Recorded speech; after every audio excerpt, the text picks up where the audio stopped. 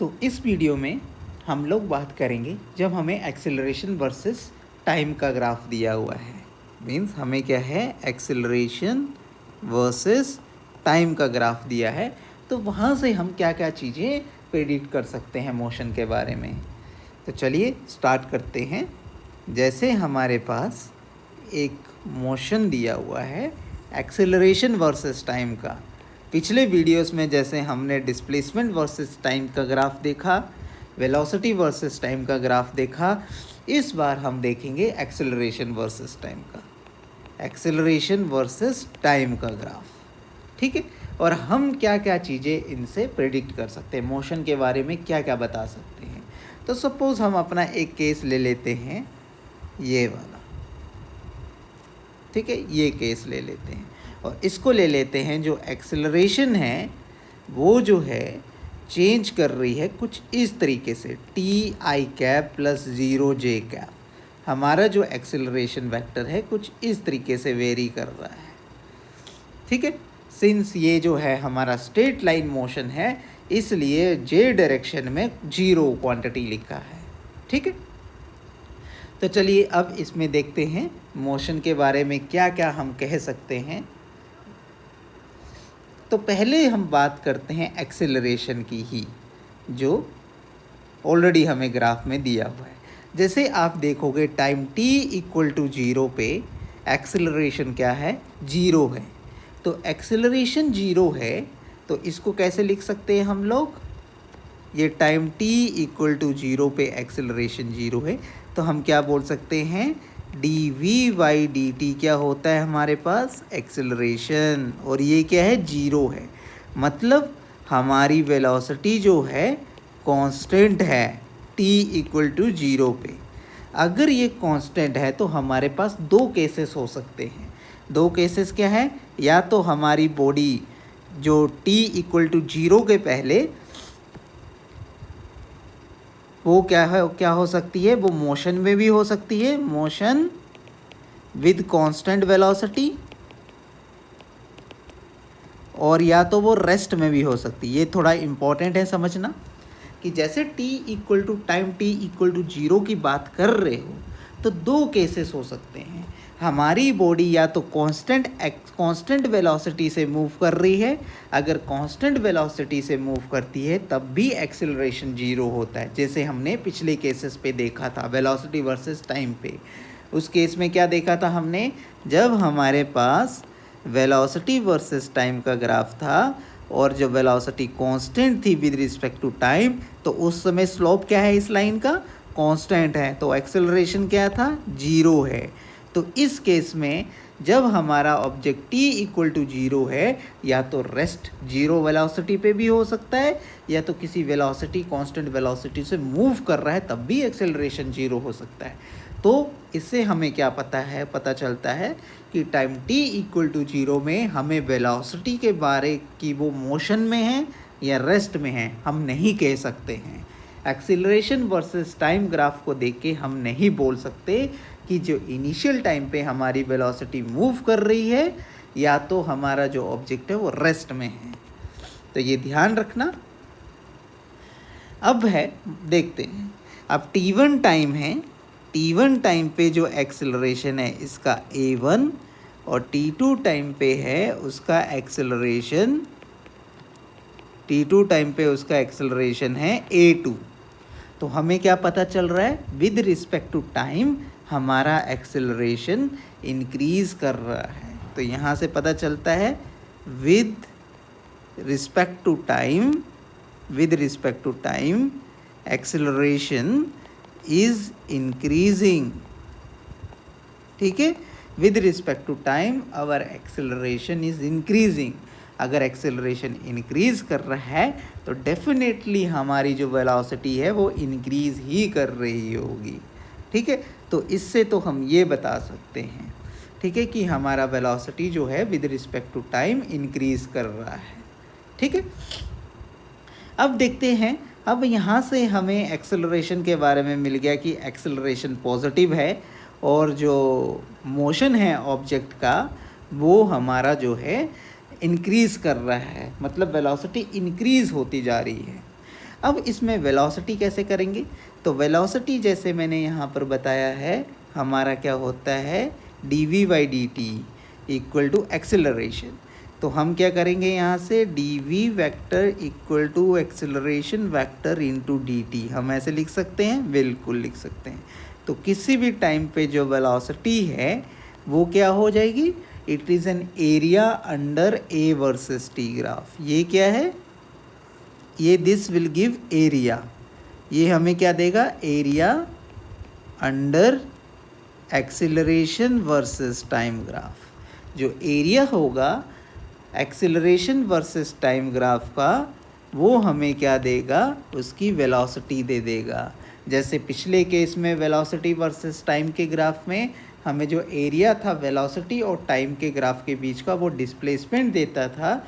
इस केस में जो है एरिया जो है हमें क्या देगा, हमें देगा वेलोसिटी। तो इसको लिखते हैं, वेलोसिटी इक्वल टू इंटीग्रल 0 से t किसी भी टाइम t में एक्सेलरेशन इनटू dt। तो ये हमारे पास इम्पोर्टेंट रिलेशनशिप आ गया। तो एक्सेलरेशन वर्सेस टाइम ग्राफ का जो एरिया है वो हमें वेलोसिटी देगा। ठीक है, आई होप यहाँ तक आपको क्लियर हुआ होगा।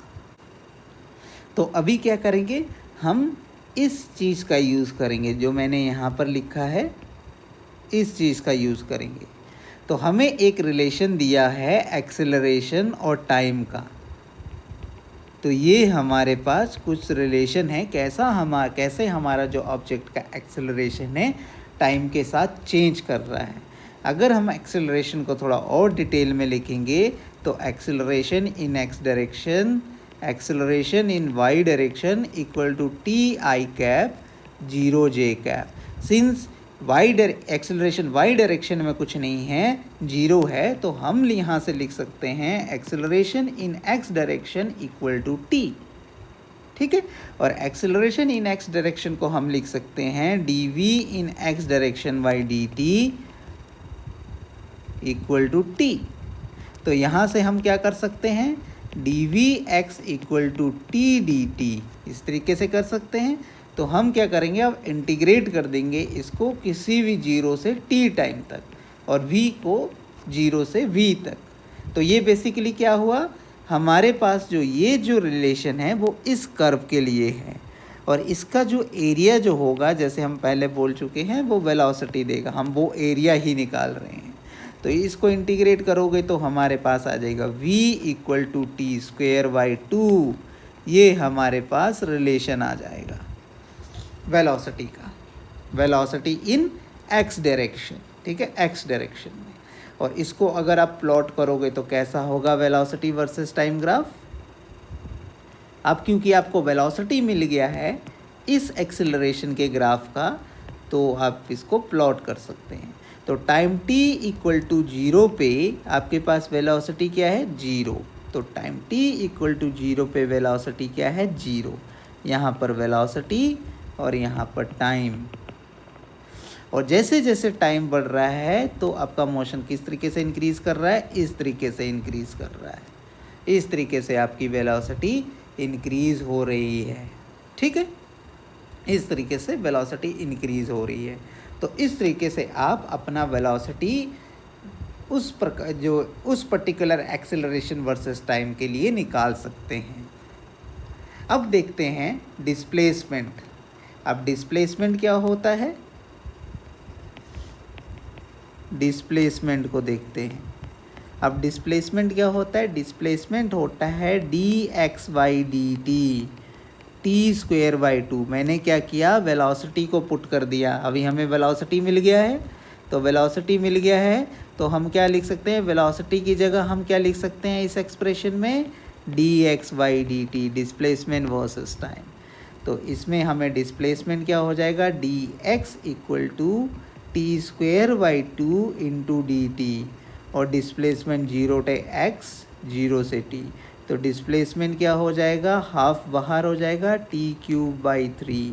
तो कितना हो गया डिस्प्लेसमेंट, t³/6। तो बेसिकली हमारे पास जो डिस्प्लेसमेंट आया दैट इज़ t³/6 आया। अब आपके पास पूरा रिलेशन ही आ गया है कि ऑब्जेक्ट जो है कैसे मूव कर रहा है और क्या वेलोसिटी है, क्या डिस्प्लेसमेंट है विद रिस्पेक्ट टू टाइम। तो आप देखोगे जब टाइम 0 है तो 0 पुट कीजिए यहाँ पर, तो वेलोसिटी क्या है 0, वेलोसिटी 0 है तो डिस्प्लेसमेंट भी 0 है। यहाँ t इक्वल टू 0 पुट करोगे तो डिस्प्लेसमेंट भी 0 है, ठीक है। और जैसे जैसे टाइम बढ़ रहा है तो आपकी वेलोसिटी इंक्रीज़ कर रही है, वेलोसिटी इंक्रीज़ करते जा रही है, ठीक है। और जैसे जैसे टाइम बढ़ रहा है आपका डिस्प्लेसमेंट भी बढ़ रहा है और पॉजिटिव डायरेक्शन में है। तो आप क्या बोल सकते हो मोशन के बारे में? मोशन के बारे में आप बता सकते हो ये आपका पॉजिटिव ओरिजिन है 0, ये आपका पॉजिटिव एक्स डायरेक्शन। जब टाइम t इक्वल टू 0 है तो आपका जो ऑब्जेक्ट है इधर है और उसकी वेलोसिटी क्या है 0 है। फिर टाइम जैसे जैसे बढ़ रहा है t1 से t2 तक, तो आपके पास ऑब्जेक्ट की वेलोसिटी इंक्रीज़ कर रही है, वेलोसिटी इंक्रीज़ कर रही है, ठीक है। और डिस्प्लेसमेंट भी इंक्रीज़ कर रहा है।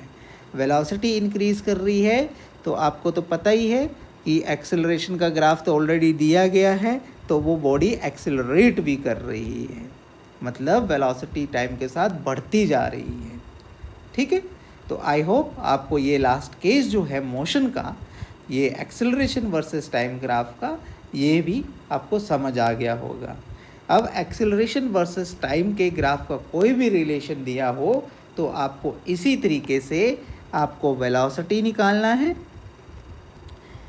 इस तरीके से आपको वेलोसिटी निकालना है, वेलोसिटी का रिलेशन, और इस तरीके से आपको उसका डिस्प्लेसमेंट निकाल देना है। तो आपको पूरा पिक्चर जो है मोशन कैसे हो रहा है उस particular acceleration versus time graph के लिए आपको पता चल जाएगा, ठीक है। आई होप यहाँ तक आपको समझ आ गया।